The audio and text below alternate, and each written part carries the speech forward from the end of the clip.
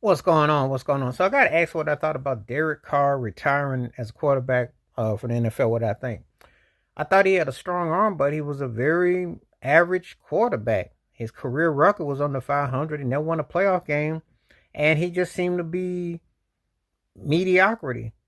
I saw him with the Raiders, and I remember Jack Del Rio got into the playoffs, and he started promising with New Orleans. But I always thought he was a guy that was kind of like, I don't know. I want to say like a broke version of Jake Plummer and Jeff George. You know them big booming arms, but they could never get it together. They never had the kind of career to match the skills.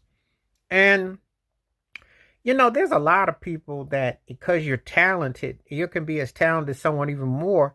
But if you never put it together, it's almost like a waste. And that's how I kind of look at his career, because I don't want to hear nobody talking about, oh, he didn't do nothing. To me, he just basically took money. Um, he had good situations. He didn't evolve.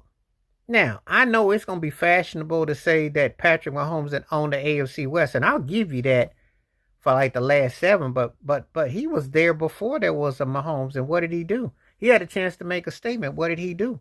He had different he had gotten, what happened? I think he got benched or something that went down with the Raiders because they was tired that it was never going nowhere because he was frustrating. He's one of those kind of quarterbacks, at least be hard headed like Jay Cutler, at least show some initiative, get to another level. He just never did. He was just the kingpin of mediocrity.